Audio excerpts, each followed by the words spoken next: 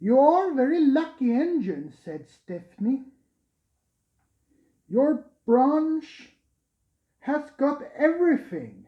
It's long enough to give you a good run. And you got plenty of passengers.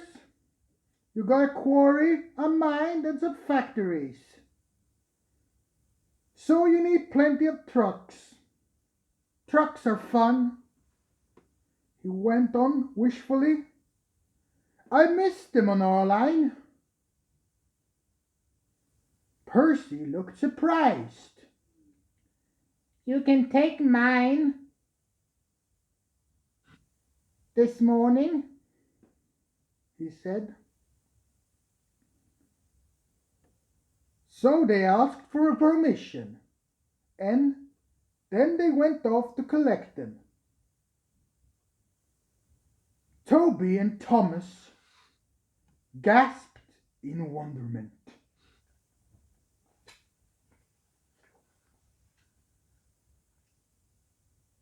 Stephanie took his truck to the harbor, picked up a load of empty ones, and started back.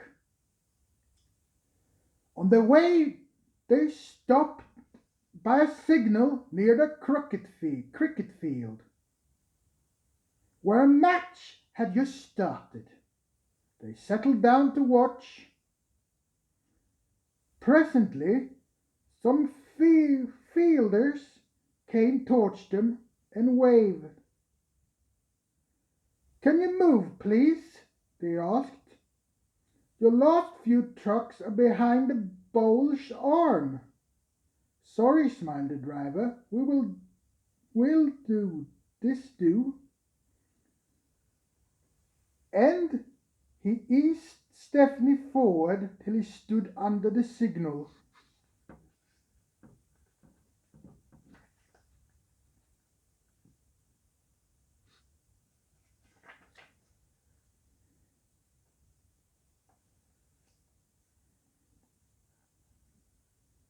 The cricketers shouted their thanks, and the play started again.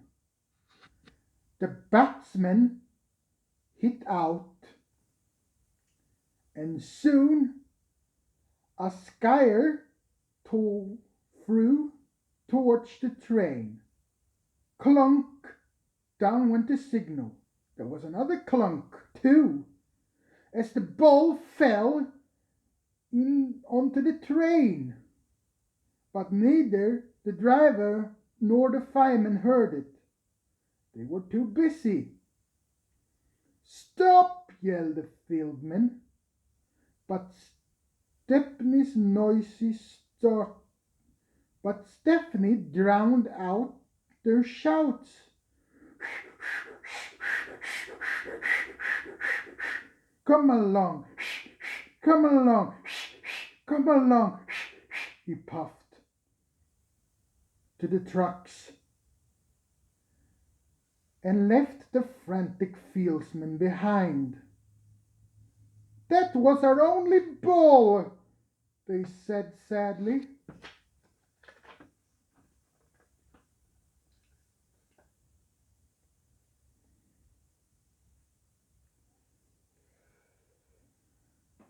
Four of them ran over. Four of them got into an ancient car. "Wake up, Caroline," they said. Caroline coughed crossly.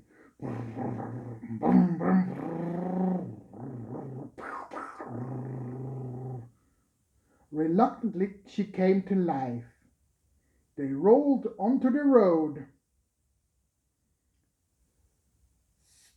Stephanie wasn't hurrying. He had just crossed the river when Caroline came up from behind. "Toot, toot!" she wailed. Road and rail ran side by side. The cricketers waved and shouted. The firemen recognized them, or but they were too far away for the firemen to recognize them or hear what they said. "If those jokers want a race," remarked the driver, "they can have one." He advanced the regulator and Stephanie drew ahead.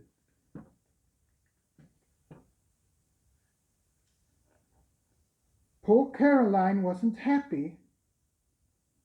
She rattled along twice her usual speed.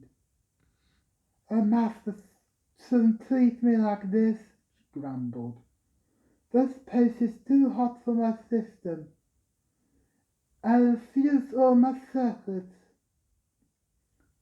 "Hooray!" she exclaimed.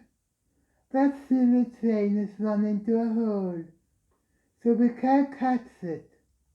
Now Master will have to be sensible and go home." But Master didn't go home.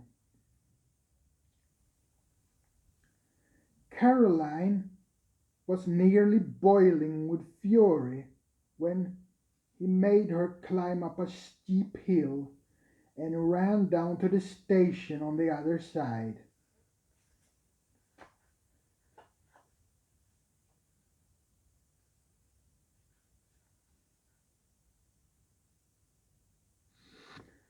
Caroline arrived just as Stephanie had shunted the trucks. His crew were off duty. The cricket players explained what had happened. The driver and the fireman were surprised. "Did you say the third truck from the van?" they asked. They all went and looked. The ball was there, nesting under some straw. "We're very sorry," the driver said. "Never mind, you couldn't help it, but we must get back to the game quickly." "That's just it," said the driver. "You'll never be quick in Caroline. She looks worn out." "Wait a minute," he went on. "I have a plan."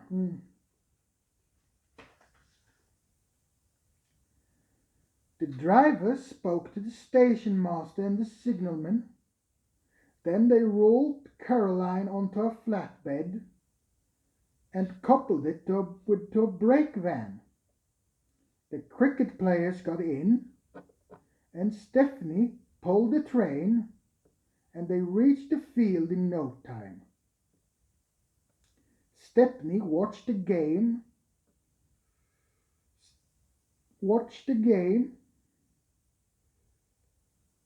There was no more lost balls, and the game was played to an exciting finish. Even Caroline was pleased. She doesn't think the trains are silly now. "They have their uses," she said. "They can save wear on a poor car's wheels."